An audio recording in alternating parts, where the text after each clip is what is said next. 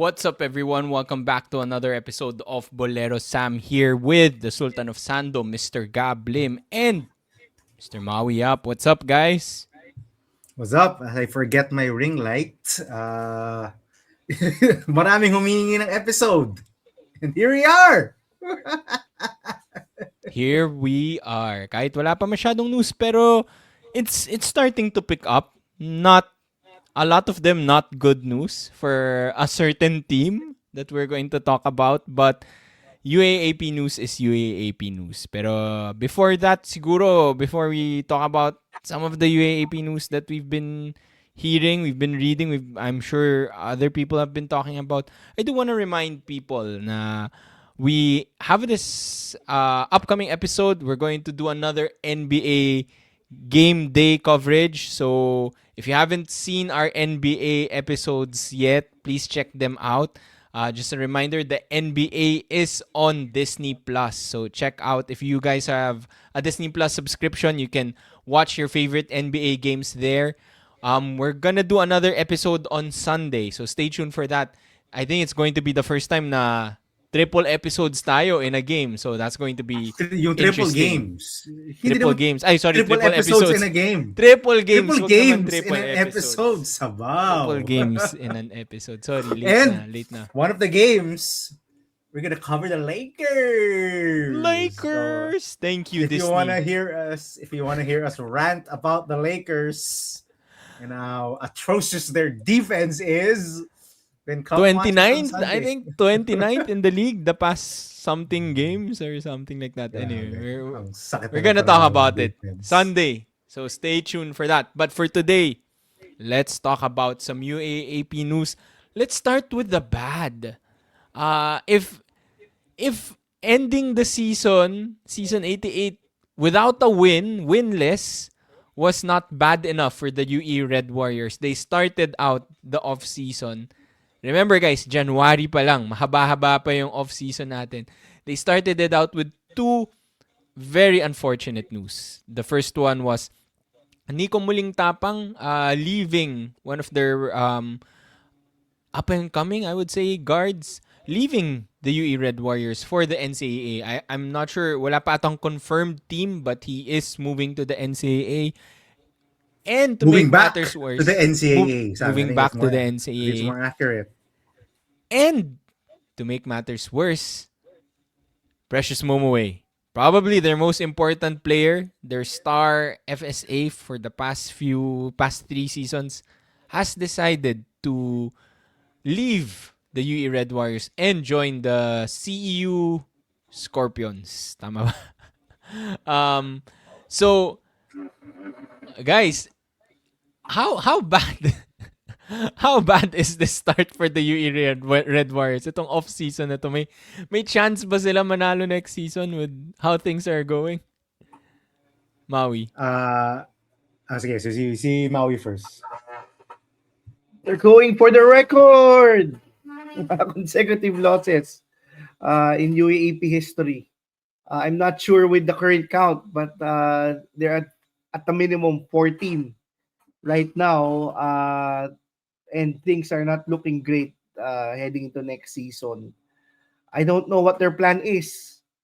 Hopefully they get an FSA because they decided, diba? I think si Momowei posted on his social media, it looks like UE was the one that decided to cut their ties with him. Kasi yung post niya, he mentioned that loyalty does not pay off in the end. And I hope they have a plan coming into season 89. Not having an FSA. Even having an FSA, they were winless. Season 88. So I think that's a top level FSA. With teams, a lot of teams already having multiple FSAs, maybe that could be an advantage. Maybe one of the FSAs that get cut. Remember, in season 89, the UAAP will employ allowing teams to have 2 FSAs and allowing teams to decide which FSA will play every game. No FSAs can play at the same time, but they can decide game to game which FSA they want to use. And with that strategy, And I'm not sure. I don't think UE has any option for either slots right now, and I think that has to be their number one goal for this off season. That Mulintapang news was also another bitter pill to swallow because they're losing one of their key guys from last season, and I don't know, they just lost their top players, and yet teams are looking to get stronger come season 89. Will this be another winless season for UE? Will they be looking to tie or even surpass the second longest losing streak in UAAP history, which is 27 games? I think by the UP Fighting Maroons from 2012 to 2020, 2012 to 2014. So that's something to watch out for. But I think one thing's for sure. They've already mentioned that si Chris Gavina is gonna be the coach for season 89. Now, if I'm UE, I would allow Coach Chris to be there for a couple of seasons if this is their plan to rebuild the team. Kasi that's the only reason I see why they decided to let go of Momowei this offseason. They want a full restart. And I hope they give Coach Chris some time to garner some recruits, some time to put up his system, his program. Because if not, maybe they are going for the UAP record of consecutive losses uh, in a season, in a regular season game. Let's see where it goes, Gab. Isa lang one of my reactions to this news of Mulingtapang and Momowei departing UE is the dami na naman yung mga who ako sa UE for this preseason and for Every next season. season, man. Every season. Dang They- season. Mulingtapang and Momowei were two of the guys that I really knew from the UE Red Yep. Warriors because they had been around. Si Mulingtapang since 2 seasons ago. Si Momowei is already there for 3 seasons. So 3 seasons, yeah. they were two of the guys that were familiar to me. The rest, I just had to find out their games during games in the preseason and during the season itself. So, dadami yung mga who? sa UE for the coming months, guys. Marami tayong mga names siguro na malalaman sa lineup ng UE. But yeah, to me, based on the Momowei post and how he stated his departure, and actually the Mulingtapang one did not surprise me given how he was played during the season 87, season 88. Ano ba? Tama, yung season 88. Diba? I think the first game up pa lang, he wasn't even playing. Then he played spot minutes. He was a backup sometimes, and he was benched. Then when Abate was out for the season, it wasn't him that started. It was Despi. So, yeah. For me, the writing was on the wall that he was not in Coach Chris Gavina's favor. I mean, he was recruited by Coach Jack Santiago. So he's not a Chris Gavina guy. Chris Gavina was not the guy to get him into UE. So his role during the past season kind of told me na, hey, this guy is not really in the plans for Chris Gavina for the future of the UE Red Warriors. So kind of expected for me that he would transfer. The Momowei one took me by surprise. I mean, yeah, he's still a decent enough FSA. Now his development has stagnated. He's still a very talented guy, in my opinion. I mean, he did score 40. How many points did he score? 45 against Mike Phillips in round 1. Remember, he was taking Mike Phillips to school in round 1. So he's still a pretty talented player. He does have a lot of flaws, but a pretty talented player at that. To me, yung tama si Maui, this signifies that UE is moving in another direction. Because if you keep him away for next season, he'll still be the focal point of that offense. We're still just gonna see the same UE team. So I think that was the direction that they're choosing. That they want to go a different direction, maybe start fresh. So a lot of I think si Marlingo is the only old hover who's been there for multiple seasons now. I'm blanking on the other guys who have been there for multiple seasons, but si Walo Lingolingo is the only guy left. So uh it's gonna be a tough season for the UE Red Warriors. But let's see if they can find some diamonds in the rough. I mean, they got Noire Mogat out of the, I would say, the trash bin, given that he was a walk-on. So let's see who they discover. Again, UE, land of opportunity. You want to get discovered, you want to get playing time. There's a lot in UE. So Dylan Despy is probably gonna be the main focal point now of the offense, depending on whoever Chris Cavina recruits for the upcoming season. It's siguro the Momowei departure was a bit shocking to me on the point that they had all this. Si Chris Gavina had all this talk about turning Momowei into a EuroLeague big, to helping him achieve his dream and something like that. And then suddenly, he's gone. He's not gonna be coached by Chris Gavina anymore. Siguro that's the shocking part to me. But That did not age well. not age well at all. So, but fortunately, he found a destination. Again, I think if the 2-year residency rule did not exist, the 2-year residency rule did not exist. 2-year eligibility deduction rule. Hindi pala 2-year yung residency. If that did not exist, I assume that he would find his way to another team. Another UAAP. To another UAAP team, no? Yeah. I mean, who wouldn't want even if he was just one of the alternates, one of the options on a Right, certain back team, up. Adamson, maybe? Like an Adamson? Yeah, I think some team would take a chance on Precious. I mean, again, he's still pretty talented. But again, the stupid rule exists, and I'm happy for Precious that he's gotten a second chance in another winning program. CEU, I think, is one of the more successful programs outside of the UAAP. So, I'm happy that he gets to show his wares. Siguro, pambawi na rin sa CEU sa lahat ng mga big men na yung kinuha ng UAAP sa kanila. Kaya nakakuha sila ng FSA galing sa UAAP. So, konting bawi naman galing sa CEU. Well, not all the FSAs that we get from CU are quality FSAs. Let me just say that. Yeah, but this is tough. This is tough for UE. If you look back at the players that have left this team the past few seasons, diba? You start out with a guy like Clint Escamis, who's an MVP in the NCAA, a champion in the NCAA.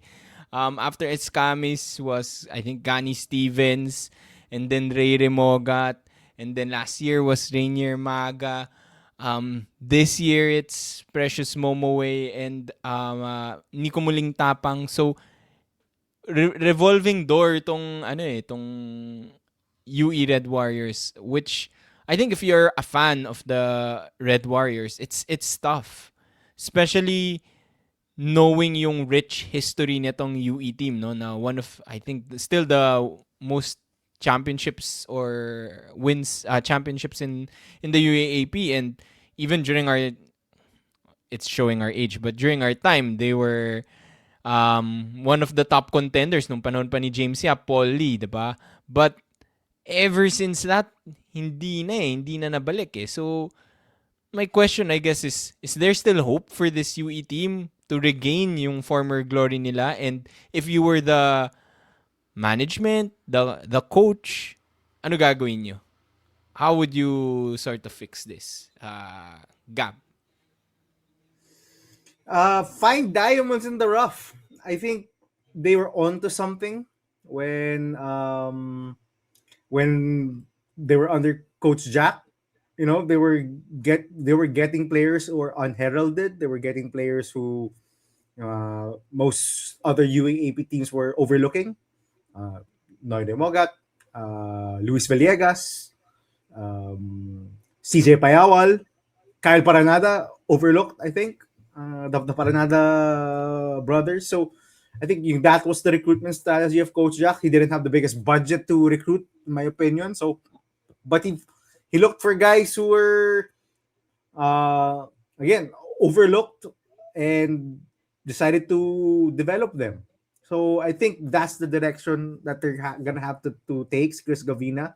I think that's a direction where they're going. I think he took a trip to the US and to Canada last off season, trying to find guys who are willing and are able to play in the UAAP, who are good enough to play in the UAAP, and I think that's what they have to do. With regards to players transferring out of their program, that's another issue. That's something for the UAAP to address. I don't think that's uh, UE. Well, partly UE, pero yung mahirap when tayo na, yung lagyan mo lang maraming pera, palagi yun palagi yung sagot. Just add more money, add more money, add more money.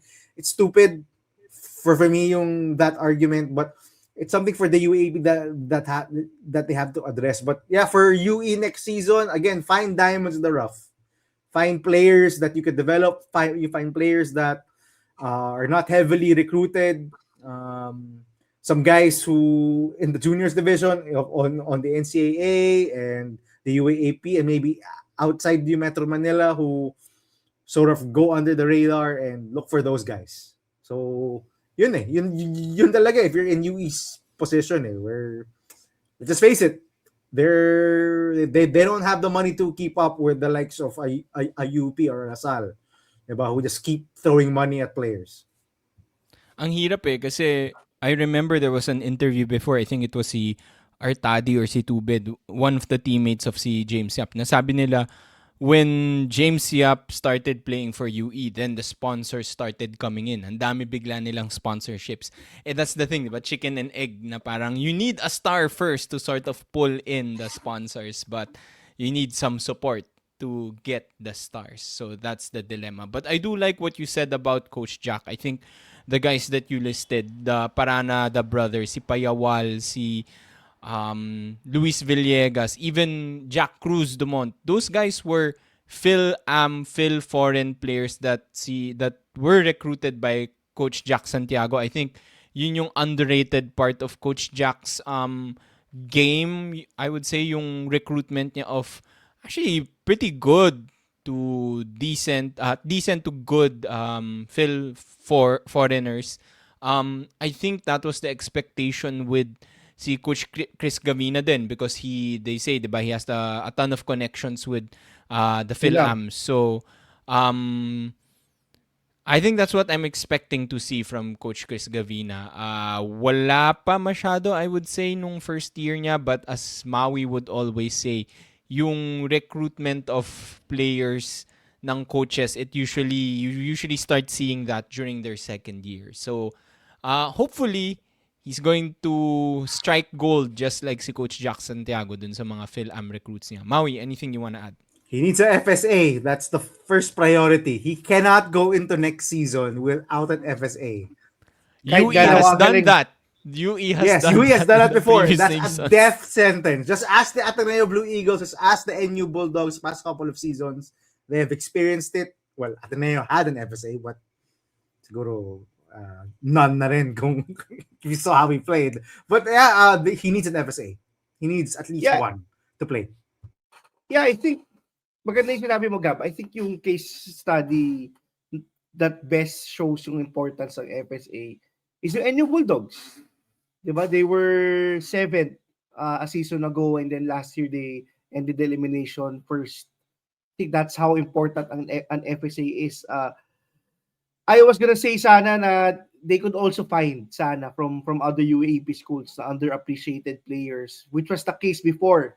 Diba, other programs were getting underappreciated players from other schools, but again, that two-year eligibility rule is hurting the middle management. I think it's bad for teams like UE. I think it's bad for players who are stuck in their current situation. Diba? There will come a time that there will be an influx of players to the NCA or even go pro early in the MPBL. I'm sure of that. Because it cannot go on like this, diba? That all players are stuck in a 2-year residency. And it seems correct me if I'm wrong, but it seems, as we've been mentioning on this podcast the past season or so, star players do not give a damn on this 2-year residency rule. They still continue to transfer. They still continue to go to the top teams. Diba? Even blue chip recruits like Gagate and Pablo do not care for this 2-year residency rule less. 2 years of residency taken from you when you leave. So I think clearly the UAAP has to do a better job on managing this because I completely agree with what Nav's posted. I think all three of us would say that this is not the right rule to prevent player transfers. And until the UAAP does that, teams that don't have big sponsors like UE will continue to struggle.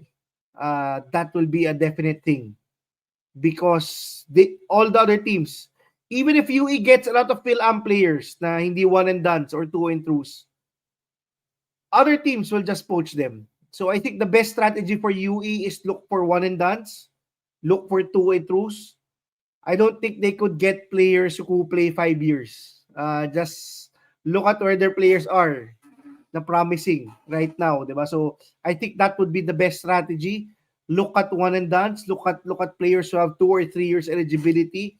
Because if you get players who have 5 years of eligibility from high school, more often than not, most likely you wouldn't be able to build their program. Regardless, that's the strategy of the UAAP naman right now, diba?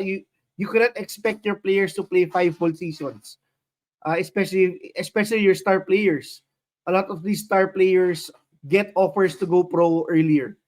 So I think that would be the best option for UE. Look for players who have 2 or 3 year maximum eligibility and hope that they can carry your program moving forward. Siguro yung FSA lang but ang FSA lang ang pwedeng 5 years, but you still cannot get an FSA that's too good.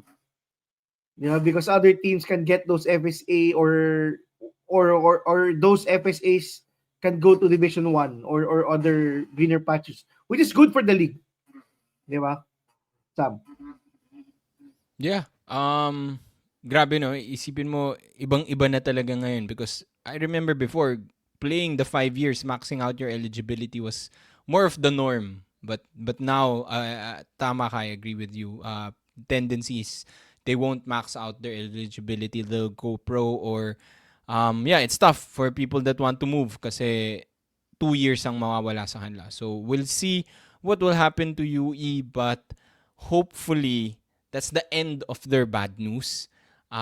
Speaking of Phil-Am players that could help a team, there is one who is a free agent right now, Janti Miller from the San Beda Lions, deciding to leave San Beda. Technically, he didn't want to leave San Beda. He wanted to leave the NCAA. And since pag-usapan natin to with the podcast with Sinanavs, San Beda wants to move to the UAP, but it's not really realistic to expect that to happen this coming season. So because of that, Janti Miller has decided to leave the NCAA and join the UAAP. Now, where he will land, we're not yet sure. But so far, I think the top 3 choices were Ateneo, LaSalle, and UP. And it seems like Ateneo is out. UP and LaSalle are the top 2 contenders. Sana may pag-asa pa ba yung... Surprise! May pag-asa pa ba sumingit ang UE dito? Wala na si Precious Momowei. Asa pa tayo. But, siguro, Gab, let's start with you. I don't think it was a surprise that Janti Miller was leaving the NCAA. Again, leaving the NCAA, not San Beda. I don't think it was a surprise that he's choosing between UP and LaSalle. But what was your reaction to this news? Again, I wasn't shocked. I mean, as soon as he attended the finals last season, LaSalle versus UP. LaSalle versus UP, na. you knew what was going on. I mean, Maui, you posted his picture when he was there in the crowd. Alam na natin yung ibig sabihin nun. Huwag na tayo mag-bullshit pa, diba? So, yeah. siguro a lot of things to unpack from his statement. So you mentioned it, Sammy. The first thing that pops out is one, Sanbera is probably not moving to the UAAP, at least for this upcoming season. I think he mentioned that given Sanbera's timing of joining the UAAP, it is better for him to move to the UAP because he wants to um, play there. And if Sanbeda had moved to the UAP, he would have joined Sanbeda. He would have stayed with Sanbeda. So we're not gonna see Sanbeda. We're still gonna have 8 teams for the upcoming season. Who knows in season 90? But yeah, so that's one. Sanbeda definitely not going to the UAP for the next season. The second thing, and I think a lot, this has sparked a lot of controversy, sparked a lot of discussion, is that he doesn't want to play in the NCAA. Now, we could all speculate at the reason. I don't follow the NCAA, so just yeah, it's probably a money thing. Maybe he didn't like how he was treated. I think they're in the finals. He was not treated really well. I mean, he was suspended for game 2, and I think there were Suspended, yeah. Maui, yung tama mo to, yung maraming harsh words were thrown at Janti Miller's way. I think both from the Sanbera side and both from the Letran side. I don't think he appreciated that also. So whatever reason that he does not want to play in the NCAA. And again, a lot of former NCAA players have given their take on that issue. So if there's one thing that we can agree on, and I think the former NCAA players can attest to it, the UAAP, and I think for all basketball fans, this is much true. The UAAP is a much better league than the NCAA. It's the premier college basketball league in the country. So you can understand why Jonathan Miller wants to play. Tanggalin mo na yung college basketball. It's the premier basketball league. Tama, Maui. Actually, we've been saying that for a long time. So tama. So again, I think it's the right decision for Janti Miller. Now, as to the sweepstakes, again, it's not a surprise. It's between UP and LaSalle. I mean, they're the teams with the most money. Who can yung that they can throw at Janti Miller. And siguro one of the funniest things about all of the reporting, all of the rumors, and all of the social media posts and everything else that goes around to Janti Miller, it's kind of funny that it's all out there that he does not want to study. Remember when when Ateneo was yung Ateneo was out of the Janti Miller Sweepstakes because of the academic requirements required of his student athletes. I'm like, when I read that, I'm like, wow, they're really just he's either it's him or people close to him or someone knowledgeable of the situation is blatantly telling he does not want to study. So Ateneo is out. I'm not going to speak into UP and LaSalle and what their academic standards are. I didn't study there, but that's just crazy to me. Where this is college basketball, I assume you're going to be a student, Janti Miller. So I assume you're going to have to study one way or another. I don't get that at all. Whether it's UP or LaSalle, for me, it's kind of weird kasi where should he go? Honestly, any. I'm not sure he's a good fit to both systems, to be honest, because if you look at Janti Miller's stats, he's not really a system guy. I mean, he's a scorer. He's a guy that you throw the ball to score. I mean, he was like that when we first saw him in Asia Basket. He averaged 1 assist per game, and then Buckets. He's a guy who gets buckets. A guy who shoots the basketball. He's just like a Jordan Clarkson. You give him the ball, you won't get it back. He's like a Cam Thomas from the Brooklyn Nets. You give him the ball, expect that you're not gonna get the ball back. That's mostly Janti Miller. And I think for the past UAP NCAA season, he averaged just the same, 1 assist per game. And it's kind of funny.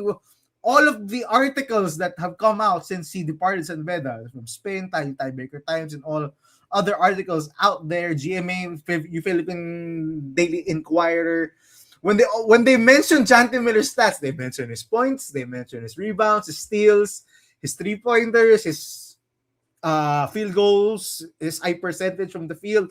They don't mention the fact that his assist to turnover ratio is atrocious. He does not play make for others. So like for UP, you really want a guy like that? You were already killed by too much one-on-one basketball in the finals last season.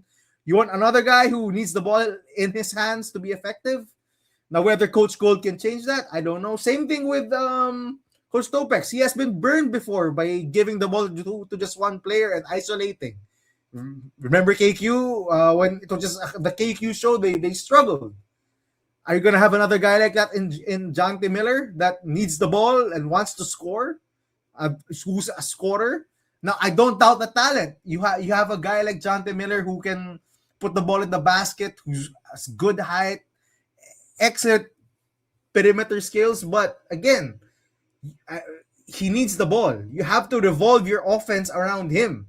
Now, whether you can transform him into a guy who can play a system, that remains to be seen. I'm leaning more towards not, because he's 22, 23. He's played college basketball before in the US and here in the Philippines. I'm not sure how much you can change his game given how many years he's already played. So it's going to be a challenge for either Coach Topex or Coach Gold to try to integrate a guy like that. A guy who scored 20 points a game and is used to having the ball in his hands and to having all of the shots that he can handle. That's not the way LaSalle plays. I don't think so. That's not the way UP plays, except for game 3 of the finals, apparently. But yeah, I mean, he is a talented player. Whichever team is gonna get him is fortunate, and also they have a challenge on their hands. Sammy, Maui, kung pwede mo bulungan si Janti Miller kung saan siya pupunta, where would you advise him to go? It doesn't have to be UP or LaSalle. It could be other schools. Punta kang UE. You'll surely lead the UAAP in scoring. Diba? We said this about Abate a season ago. Red din naman, di ba? Red na rin, oo. Familiar na. Bagay na. You already look good in red.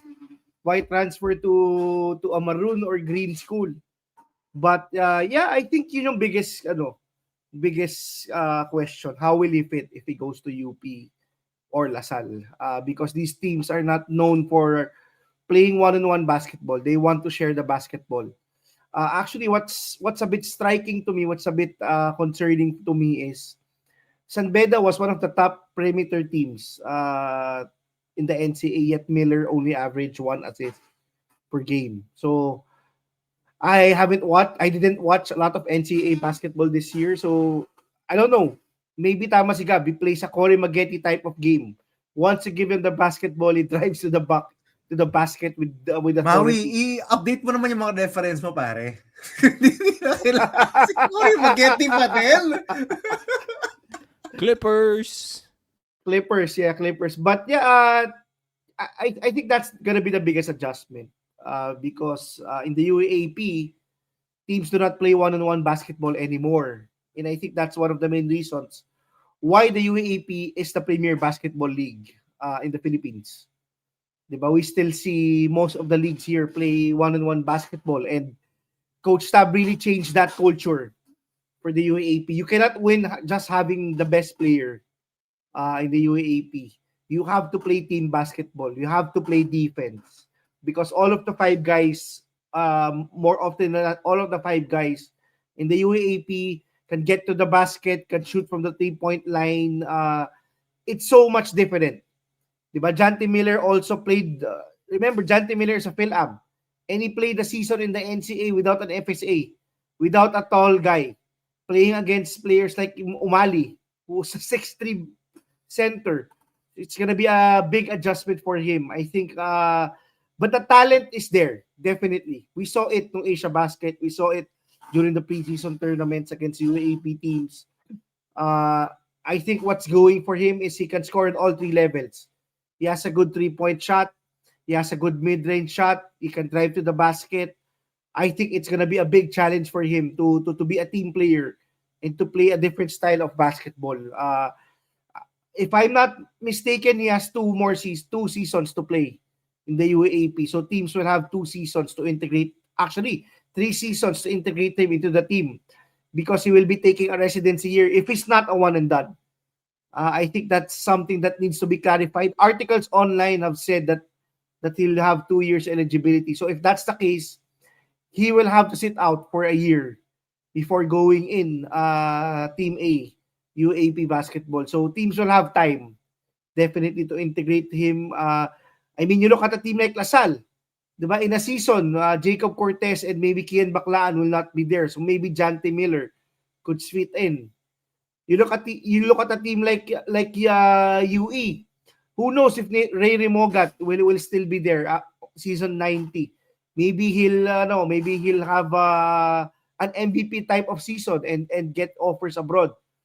So I think last year na ni Last- Remogat, diba? Tama ba? Last year na 89 pala. now, he won't be there in 90 anymore. Yeah. exactly. So maybe when Janti Miller comes, he'll be a better fit than what he could be this season. So I think the talent is there. I think if Janti Miller can develop some sort of playmaking, he'll be a hell of a player.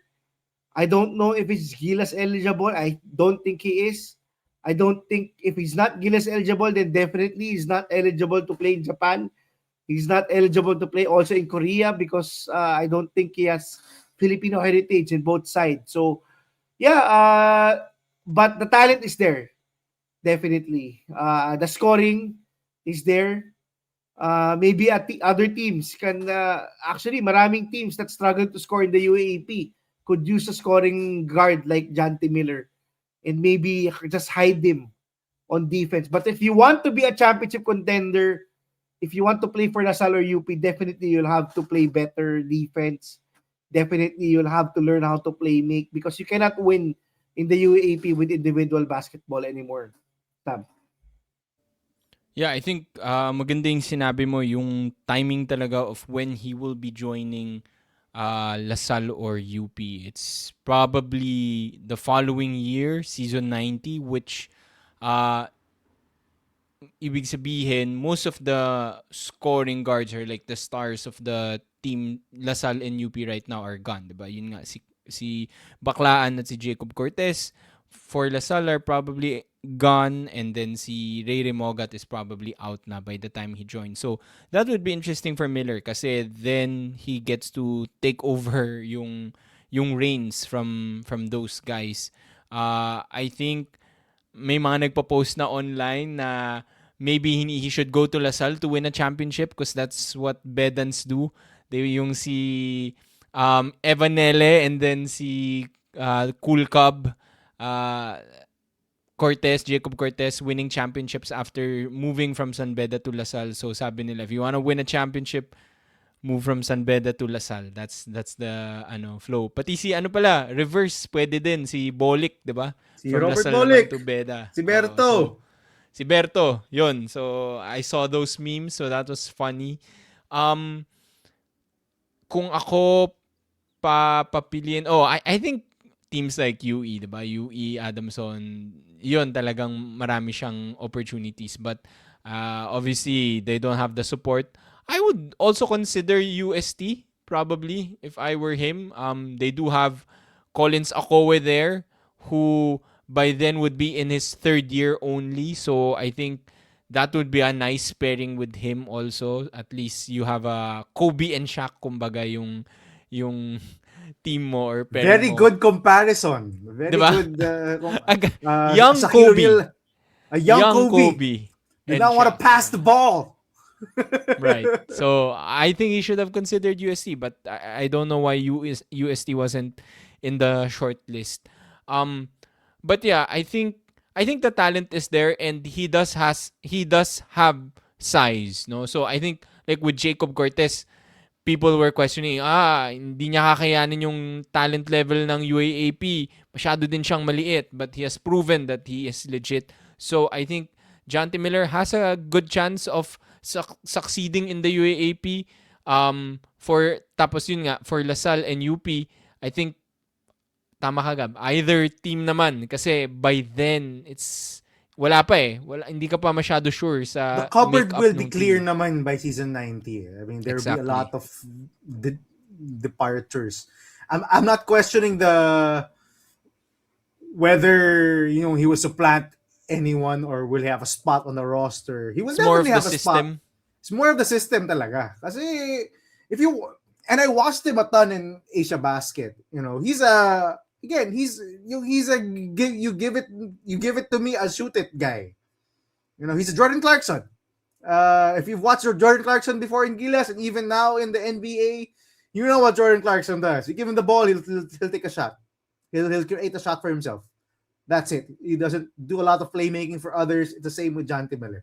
He doesn't do a lot of playmaking for other people, which is not, I would think, how Coach Topex likes to run things, and definitely not how Coach Gold likes to run things. I think he would think Coach Gold himself would say that he was pretty disappointed with a lot of one-on-one play that happened in the finals this past season. So he's gonna have, if he goes to UP, he's gonna have to transform Janti Miller. Coach Tobex is gonna have to transform you, Janti Miller.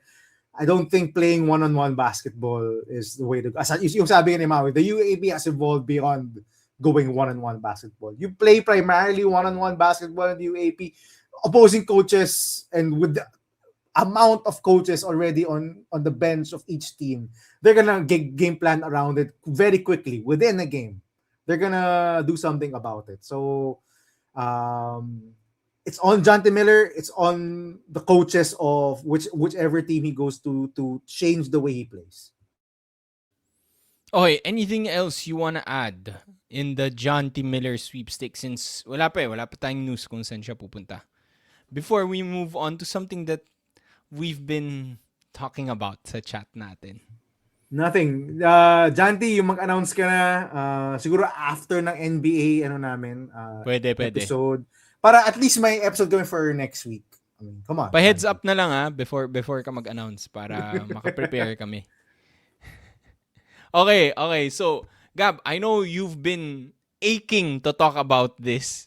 A team that is up 4-0. 4-0! In Are we high jinxing school them? basketball. Ito na naman tayo. A team that's number 1, up 4-0. We want to talk about, do you want to talk about the Ateneo High School boys basketball team? Coached by a graduate of their high school, Coach Bacon Austria. Shout out to him. Okay, so first of all, to our listeners, allow us to be homers for just maybe a couple of minutes or 5 minutes. We all came By from the that way, school. By the way, apologies to the Ateneo High School basketball team. Napag-usapan na kayo. So, watch out. Yeah, we're not gonna say the 4-letter word that we've been saying for the past season. We're not saying that, but we are gonna talk about them. All three of us are alumni from Ateneo High School, now the senior high school, and we love that they're winning because they have not been winning Finally. since the pandemic ended. They have not been winning. They have actually sucked a lot of times, and it's kind of happy for me to see Bacon Austria coaching. I used to cheer for Bacon Austria. I think when we were in second year high school, you remember that, Sammy? We watched the UAP finals. Si Bacon yung MVP nun. Nag-cut That year, tayo Oy, sanctioned cut. Excused Excused cut. You know what? Thank you to our principal for allowing us to watch the game and cheer for the high school basketball team. But yeah, Ateneo is 4-0, and I think they've been making headlines around the Ateneo community with the way they've been playing. Again, they have not been successful uh, the past couple of seasons, and this is new ground for Ateneo High School basketball because Ateneo High School basketball has generally been a very successful program since what? Since the start of the Final Four era, or even before that. The Ateneo High School basketball program has always been a Final Four contender or a finals contender. At least when all three of us were growing up, since sanay tayo, the high school team of Ateneo was always in contention for a championship. You and it's one of the reasons why we've had success in the seniors division because we've always had a good juniors division. We've always had good players go up into the seniors ranks, develop into that Ateneo culture. And to talk about them now, I know a lot of the headlines will go to their FSA. Jude Eriobu, who's been making the rounds around the local basketball scene and talking about, and because he's been posting monstrous numbers. I think he's averaging around 20 points, 15 rebounds, and around 3 or 4 blocks a game.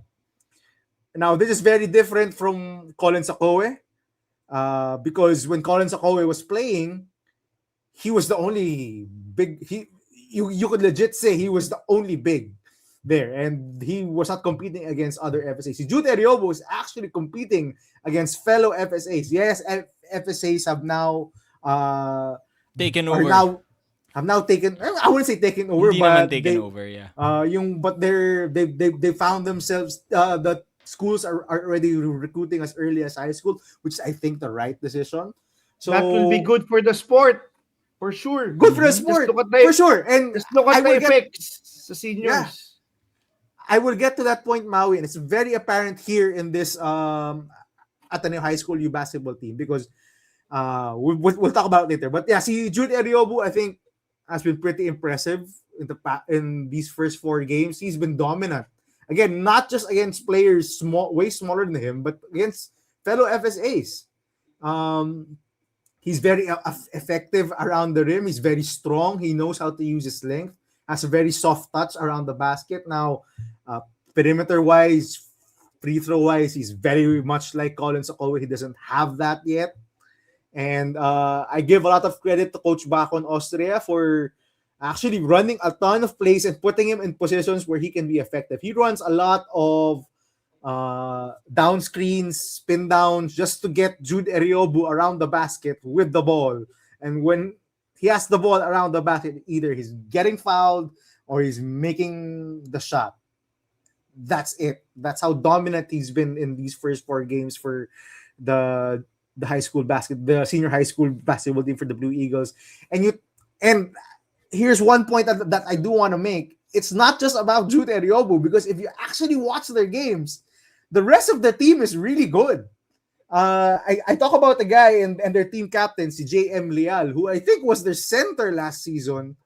And since he's now playing with an FSA, he's now transitioned into the power forward slot. And I think, Maui, you talk about seniors prospects, I think we should be looking at J.M. Leal as a possible guy who can play in the seniors division. Again, great height. I think he's around 6'5", 6'6". He was a center last season. Now he's shooting from the outside. He's bringing the ball up the court. He is defending multiple positions.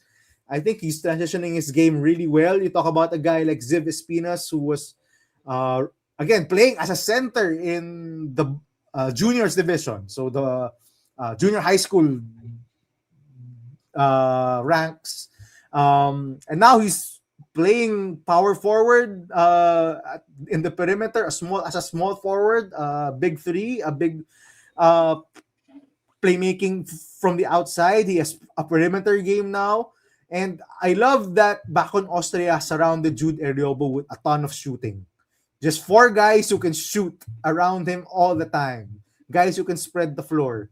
And you look at the headlines, only the posts on social media, you'll probably say, oh, it's all about having a good FSA for Ateneo.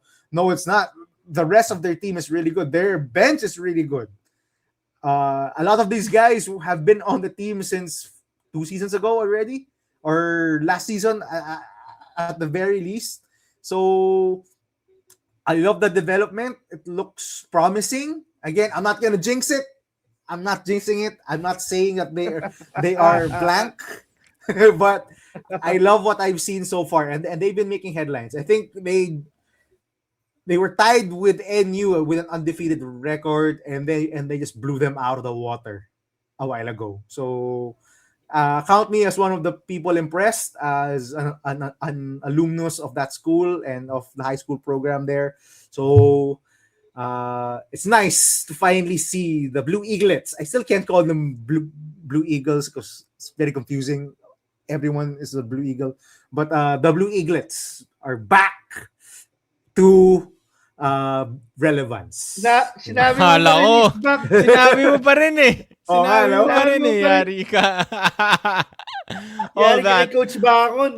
All that warning, pero you ended up saying it. But all that to say, there is hope for Ateneo fans. And also we're inviting everyone, if you're interested to see Ateneo or your high school teams, check out the games. Check out the boys basketball games because they are also interesting. And dito mo makikita yung future of the UAAP seniors basketball teams. I mean, we talk about like a lot of the stars in today in the seniors team. They also came from the juniors, diba? Rookie mo pa lang this year, rookie of the year natin, rookie MVP candidate natin came from high school. So check out the UAP boys basketball games. Maui, anything you wanna add? Kasi medyo finish na ni Gab. I do want to comment on that. Can we change the name of boys? I mean, Nalilito nga din ako eh. it's so confusing. May juniors yung younger, tapos boys Yeah. yung older. Okay. It does not make sense. Doesn't make sense to me, yeah. Can we just change the name? Like, I don't get it. It's so confusing. The juniors apparently is younger than the boys. I don't get Okay. Ako din. Gawin I na lang always na mix them JV. up. JV yung young ones, di ba? And then juniors yung current one that's ongoing right now. Yeah, I think a lot of people should watch the games. I think the games are held in the Blue Eagle Gym, some of them. And I think if you want to look for players to watch out for in the future, this is the place to be. Diba? I'm pretty ecstatic and happy that may FSAs na in the juniors division. I mean, meron naman dati, but I think teams are putting more effort. Teams are putting more resources into the juniors program because the earlier they get better training, the earlier they get better exposure, the better it is gonna be for Philippine basketball. I think very good decision by the UAAP to push also na may FSA the juniors ranks.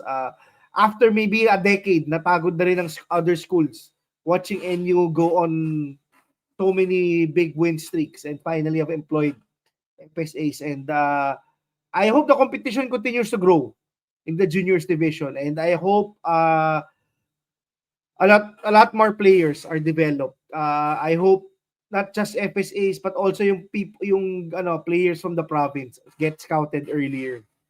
I think that's the next direction sa juniors division. It was fairly common naman before that some of the good players from Visayas and Mindanao get to the UAAP juniors, but I hope it becomes more widespread. I hope a lot of these guys get more opportunities earlier on, and let's see. Exciting, very exciting ang boys, UAP boys right now, especially if you're an Ateneo fan because you've waited for this for so long.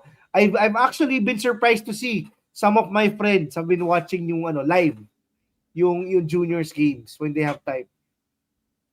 I do have one problem with the FSAs in high school. Gab, you know this. I played center when we were in high school, and can you imagine nung high school tayo, Gab, yung intrams natin, pag kinalaban ko na si Ivan Enriquez, if you guys know Ivan Enriquez who played for the seniors team, classmate of Maui, ang laki-laki na niya. He's like, what, Maui? 6'4" or something. And now you go to intrams and play against an FSA. You play against Eriobu, who's like Jude 6'10". I think he's 7 feet or 7 something like feet? that. Oh my Kahit naman God. nung Sam, kahit na nandun si Lebron, ano, di ba? Lebron Lopez, he was posterizing people in the That's true. Ateneo That's High true. School gymnasium. That's Covered court. crazy. I just can't imagine. Yeah, but I think that's it. That's it for today's episode. Wait lang. Also, if you're a millennial and you want to feel old, or actually if you want to really feel old, the Ateneo Blue Ayan. Eaglets have taken over as the make you feel old team. It was formerly the FEU Baby Tamaraos because they had a lot of the names of former players, si Jedrick True. Daa, Salangsang, Miranda, Miranda, diba? Lahat Mga anak na, oh my Mayor God. Hofer. Mayor Hofer, Miller, they used to have a Miller there, diba? So yun yung dati, the make you feel old team. Ateneo has taken over that. They have an Espinas. Now they have Banal, who's a pirate. I don't know if he's the son or if he's the apo already. He's related to Banal. Oh, he's there. The Joel coach, Banal is yeah. at the games Joe Banal. watching. So they have an Espinas, they have a Banal, they have a Molina. Molina? apparently, Si Q? The son, Q Molina. Q Molina, who's apparently the son of Mark Molina, who's the FEU program director. Sino ba? Ang dami! You just get to see a lot. You look at the names, parang, oh, I know that name. Yeah, that's funny. Meron pa kapangalan ng related to our batchmate, diba? So, so fun to get to watch Wait lang, boys basketball again. Sam. Maui. Before we end, since si Gab is talking about nostalgia and stuff, I just have to promote lang din yung Pinoy Liga game, which is the rivalry game between Ateneo and Lasal. It's this February 1. Sorry for the old heads. Rico Villanueva and Joseph Yo will not be playing. I don't think they're part of the lineup. But if you know, you know. Gulo yun. In Gulo. alumni games. It's in Sinapil Oil in San Juan. So watch out the games. I'll probably watch it just for nostalgia. Yun talaga throwback. I just want to see the fights. The taunting, the fights, the trash talking. That's it for today's episode. Please stay tuned. Once again, we're going to do another episode on Sunday. We'll talk about the 3 NBA games that will be featured on Disney Plus. So stay tuned for that. That's it. If you haven't yet, please comment down below your thoughts. Like this video. It helps us a ton. Share with your friends. Subscribe if you haven't yet. We'll see you again next time. Bye-bye. Ingat.